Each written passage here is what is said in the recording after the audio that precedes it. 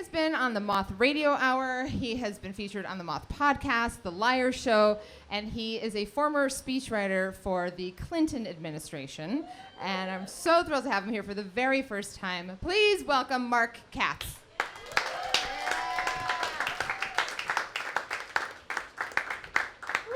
The story I want to tell takes place in 1994. You all look very young to me. Raise your hand if you remember 1994. Okay, that's a good sign. So it's a rainy October morning in 1994. I'm in my apartment on the Upper West Side, and the phone rings. It's my friend Mitch, who is one of my best friends from growing up in high school, and now he's an assistant district attorney in Manhattan. And he says, a bunch of friends of mine from work are going out to play touch football in Central Park if you want to come with, you want to come join. Now, Mitch knows my athletic interests and abilities better than most. We grew up, a bunch of guys, every day after school we would play basketball on a driveway. It's 3-on-3, I used to call it Jew ball, which basically consists of a lot of outside shooting, passing. Nobody has the ability to dribble with their left hand, even left-handers. Never any fights, only threats of lawsuits. And it was common knowledge among my friends that you did not, on those rare occasions we played touch football, it was common knowledge you did not want me on your team. I can't catch a football, I can't throw a football, I have no football skills whatsoever.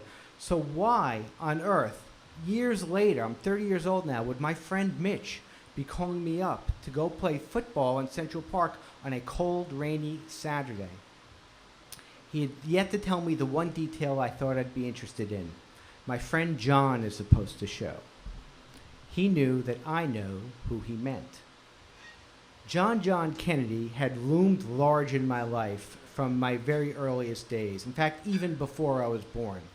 I was born in December of '63, 5 weeks after that terrible day in Dallas.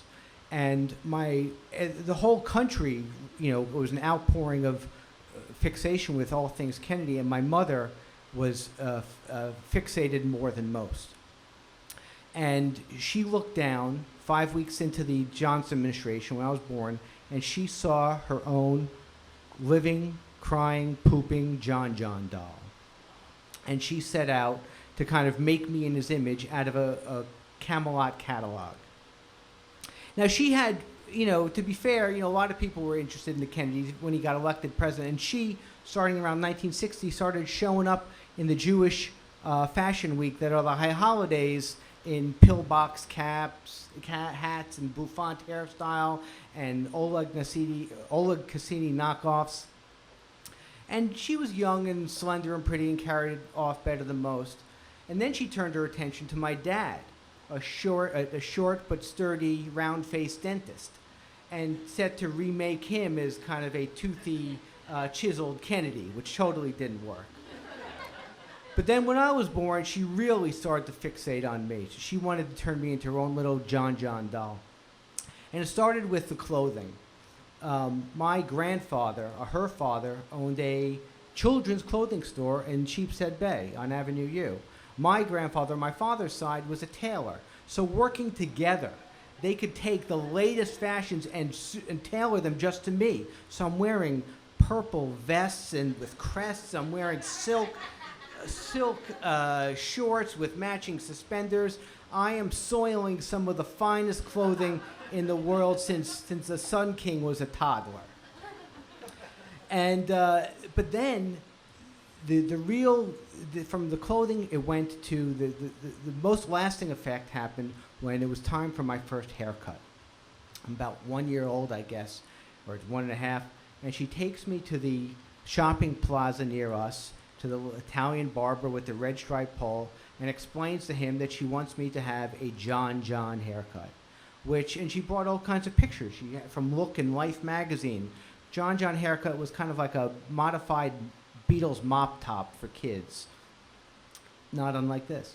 And the barber picks up his electric buzzer to give the only haircut he knows how to give, which is a buzz cut, and she takes me out of the chair, puts me back into the station wagon, And we drive home. We stop off at the pharmacy where she picks up a pair of scissors, stainless steel with a little cute thing on the side, professional grade scissors. And this was a day that I received my first mom-administered haircut. Now this perfectly cute story turns tragic as my mother progresses along the learning curve of a self-taught haircutter. And I have 2 brothers and a sister, and soon all 4 of us are getting our hair cut by our mother. And she had amassed an arsenal of scissors and thinning shears and tonics and aprons and everything. The stuff that the state requires you to have a license to use upon the general public, and yet she's using it on us, without any regulations overseeing her. So, what happens next? So the worst part of this story is, it's not a terrible thing to have your mother cut your hair. It was just an unusual thing to happen this far from Appalachia. So there was just a sense of shame that went along with it. And the worst part about it was not the actual haircut, but it was the day after when I had to go to school. And some moron on the bus or in the hallway would always yell out, "Katz got a haircut, Katz got a haircut." I was always petrified that somehow the conversation would turn from the fact that Katz got a haircut to where Katz got his haircut and who was cutting Katz's hair. Well, anyways, most of these psychic scarring healed by the time I hit adulthood, and most, not all. So now I'm on my way. I'm 30 years old, and I'm on my way to go play touch football in the park with my friends and John. So I'm approaching Central Park, Sheep Meadow, and I see a bunch of guys tossing the ball around. And one of them, with the backward Jets cap, is John Kennedy. I'm about to play touch football with John, and I can just about smell the chowder. So I approach, and we all introduce ourselves. We all pretend John's just another guy like all the other Steve and Mike and Daves. And we split up teams, and I'm on the John team, and Mitch, my friend, is on the other not John team. And John's the quarterback of our team. And I quietly assign myself the task of not being an obvious detriment to our team, which is going to be tough for me. So I'm on the line of scrimmage and trying to defend him. And I see in the corner of my eye, I see a bunch of photographers with long lenses taking pictures. They staked out John. And I'm very mindful of the fact that in the huddle, I'm standing close to John, looking at him intently, mindful of the fact that I could wind up in the next day's Daily News. And I can see this confuse John, because I'm paying such close and eager attention in the huddle, and yet I am so clueless and useless once the ball is snapped. So the other team quickly figures out that I'm the weak link on our offensive line, and they keep on assigning bigger and faster guys against me, and they go right past me, and they sack our quarterback 4 or 5 times. So I'm reassigned out of necessity to be one of the wide receivers, 2 or 3 eligible wide receivers. So I line up on the line, and I don't try too hard to get free from my defender because I know I can't catch the ball. And John has no choice but to not throw it to me, and he seems happy to do so. And we're down by 1 touchdown. And I'm lined up on the line, and this time the guy defending me slips on the wet grass. And I start running down the field. And I'm running, and John sees me, and I'm running, and he pumps once and pumps twice, and I'm standing in the end zone, and he throws it to me. It's a great pass. It's a tight spiral coming right at me. Couldn't be more at me. Hits me right in the chest like a precordial thump. Goes up in the air, flips around, giving me the opportunity to miss the same ball twice, which I do. We lose the game. There's no way I'm going to be invited to Hyannisport now.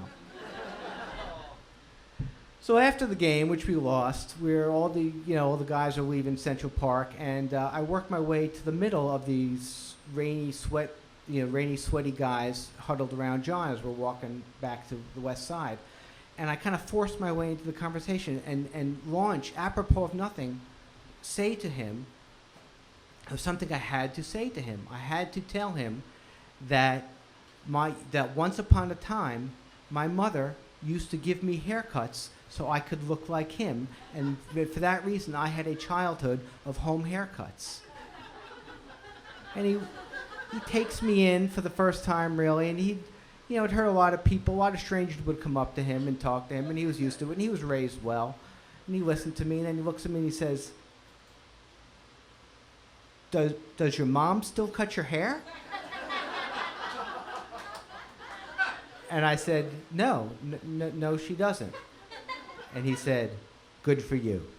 Thank you very much.